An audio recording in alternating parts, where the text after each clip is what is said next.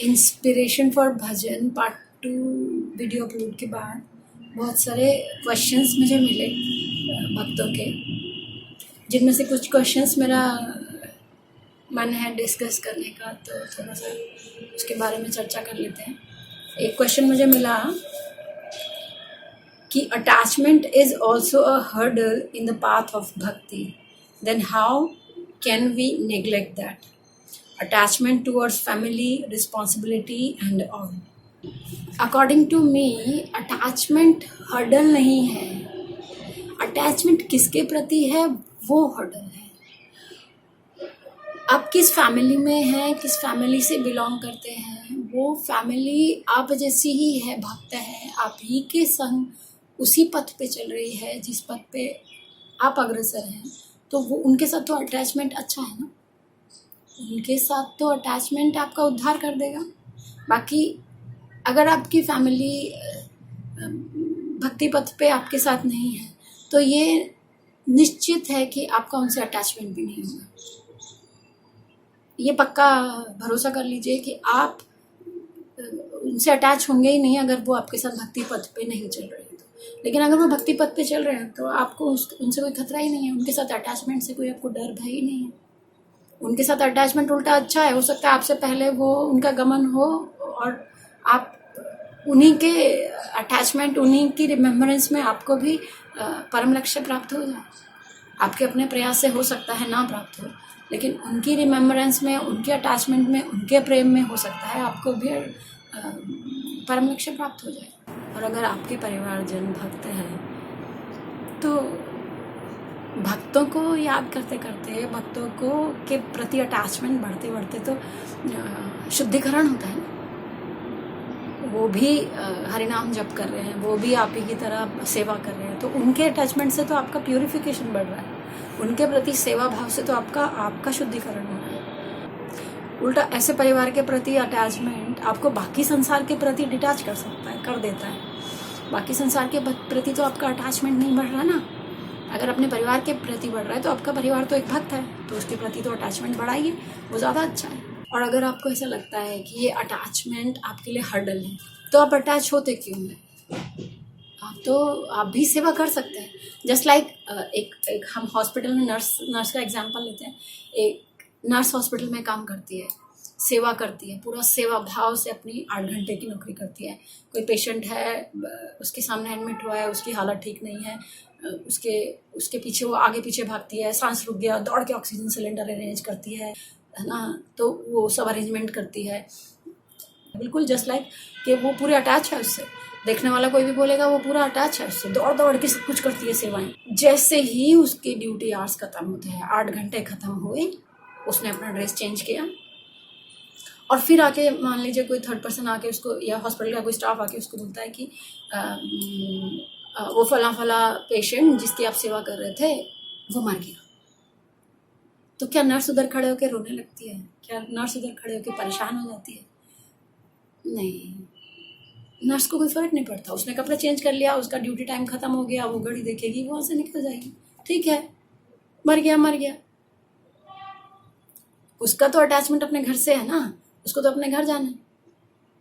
यहाँ पे तो सिर्फ वो अपनी ड्यूटी कर रही थी, तो वो जस्ट लाइक हर।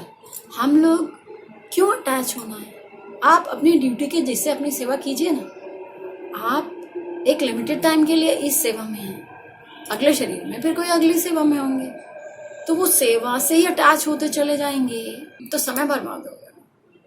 उस नर्स की तरह आप केवल अपना कर्तव्य पूर्ति कीजिए, बिल्कुल दिलो जान से अपनी कर्तव्य पूर्ति कीजिए। लेकिन जिस वक्त आपके भजन का समय है, जिस वक्त आपके पूजा पाठ का, आपके मेडिटेशन का समय है, जस्ट लाइक जैसे नर्स का ड्यूटी आवर्स खत्म होता है तो वो अपने घर जाती है, तो फिर घर को मेडिटेट करती है ना। तो जब आप मेडिटेशन का समय है तो आप छोड़ दीजिए अपनी ड्यूटीज़ को, भूल जाइए उनको याद करने की ज़रूरत ही नहीं है। फिर कहाँ अटैचमेंट रहा? अटैचमेंट तो आपके उस, चाहे आधा घंटा, चाहे 1 घंटा, चाहे दिन के 2 घंटा, आप जो मेडिटेशन टाइम होगा आप अटैचमेंट उससे बढ़ाइए ना। आपके ड्यूटी आवर्स, घर की सेवा के ड्यूटी आवर्स ख़त्म करने के बाद आपके जो वो 2 घंटे होंगे वो आपके पर्सनल होंगे, वो आपका फैमिली टाइम है, वो आपका पर्सनल टाइम है, तो उससे अटैचमेंट बढ़ाइए। ये एक तरीका है आपको बचाए रखने का। अटैचमेंट से आपको खुद को करना पड़ेगा, कोई और आके नहीं बोलेगा नहीं जी आप डिटैच हो जाइए, डिटैच हो जाइए, अपना बच्चा बीवी हस्बैंड वाइफ आप सबसे दूर हो जाइए, कुछ डिटैचमेंट आएगा भी नहीं अपने आप। डिटैचमेंट अगर आप चाहते हैं अटैचमेंट कम हो और डिटैचमेंट आए तो ऑटोमेटिक आएगा एक दिन। भजन बढ़ते बढ़ते जब आप इस स्टेज तक आ जाएंगे, आपको भजन में रुचि होगी, तो डिटैचमेंट अपने आप होगा। ये अटैचमेंट हर्डल बनेगा ही नहीं, ये अटैचमेंट किसी तरह हर्डल बनेगा ही नहीं, अटैचमेंट होगा ही नहीं इनफैक्ट। जैसे एक एग्जांपल हम देखा करते हैं ना कि कोई छोटा बच्चा है चाकू से खेल रहा है, उससे चाकू लेने के लिए उसको कुछ अच्छा खिलौना देना पड़ेगा। उसको अच्छा खिलौना हाथ में देंगे, चाकू बड़े प्यार से दे देगा। नहीं आपने खिलौना दिया, चाकू छीनने की कोशिश करेंगे, वो चोट खाएगा। तो वही उसी तरह आपको पहले एक अच्छा लेवल ऑफ अटैचमेंट ढूंढना पड़ेगा कि आपको अटैच किससे होना है ना। अपने उस मेडिटेशन आवर से, अपने डेटीज से, अपने हरि नाम जप से ना, वो हायर लेवल का जब टेस्ट आपको मिलेगा तो इधर के अटैचमेंट अपने आप छूट जाएंगे, लोअर लेवल के अटैचमेंट अपने आप छूट जाएंगे, क्योंकि आपको हायर लेवल का टेस्ट मिल गया। यहाँ टेस्ट मिल रहा है इसलिए ये छूट नहीं रहा। यहाँ से हायर क्लास का टेस्ट जब मिलेगा तो यहाँ का टेस्ट अपने आप छूट जाएगा। तो उसके लिए आपने प्रयास कुछ नहीं किया, आपको अच्छा मिल गया, आपने पिछला छोड़ दिया। कई बार आप अपना कपड़ा कुछ देखते हैं, आपका सब कपड़ा तो ऐसा नहीं है बहुत फट गया और आपने तब फेंका। कुछ कपड़े ऐसे होते हैं ठीक है, आपको नहीं अच्छा लग रहा, आप उसको पहनना, आप उसको छोड़ दिए। क्यों? क्योंकि एक और नया कपड़ा आपको मिला है, कोई अच्छा कपड़ा आपको मिला है, एक और हायर लेवल का ड्रेस आपको मिला है। तो आपने पिछला ड्रेस को नेग्लेक्ट कर दिया, उससे डिटैच हो गए, अगले से अटैच हुए, तब पिछले से डिटैचमेंट हो ना। तो अगले से अटैच होने के प्रयास करना है। वही फिर मेडिटेशन, वही हरिनाम जप, वही आपका सहारा बनेगा। वही एक पतवार है जिसके सहारे आप पिछले अटैचमेंट से छूट सकते हैं। जैसे जब आप स्कूल में हुआ करते थे तो क्लास के सब बच्चों से बातें करते हैं, सबके साथ लंच लेते हैं ना, सबके साथ घूमते हैं फिरते हैं, बातें भी करते हैं, फ़ोन भी करते हैं, कॉपी शेयर करते हैं, हंसी मजाक सब चलता है, ठीक है। लेकिन जब एग्जामिनेशन टाइम आता है, उस एग्जामिनेशन टाइम में आप क्या करते हैं? आप अपना फ़ोन बंद करते हैं, अपना व्हाट्सएप बंद करते हैं, अपना सारा सोशल मीडिया सब बंद कर देते हैं। क्यों कर देते हैं? क्योंकि आपको किसी और से आपके लक्ष्य प्राप्ति में डिस्टर्बेंस ना क्रिएट हो जाए, इसलिए आप बंद कर देते हैं अपना सोशल मीडिया। स्टिल आपके कुछ कॉन्टैक्ट्स ऐसे होते हैं जिनसे आप फिर भी आप टच में होते हैं, जैसे कुछ खास दोस्त जो आप ही के जैसे कोर्स पढ़ रहे हैं या जो आपके लिए हेल्पफुल हो सकते हैं, आप उनसे आंसर कुछ डिस्कस कर सकते हैं, या आप उनसे अपने कुछ प्रॉब्लम सॉल्व करा सकते हैं, आप उनसे फिर भी आप टच में रहते हैं, है ना। Just like that examination period होता है तभी आप ऐसा करते हैं, अदरवाइज तो आप इधर उधर सबसे भी गप्पे मारते ही हैं, सबके साथ समय बिताते ही हैं। लेकिन जब एग्जामिनेशन टाइम हुआ, कुछ सीरियस टाइम हुआ, उस टाइम पे आप सबके साथ समय बिताते ही नहीं। अब इम्पॉर्टेंट कुछ लोग को चुन लेते हैं, मेरी लाइफ के ये इंपॉर्टेंट लोग हैं, इनसे मुझे डिस्कस करना है, इनसे मुझे आंसर चाहिए, इनसे मुझे हेल्प मिलेगा, बस उनके साथ आप कांटेक्ट में रहते हैं, सो दैट आपका समय बचे। आपका समय बचेगा तो आप अपने एग्जामिनेशन प्रिपरेशन में आप अपना समय दे पाएंगे।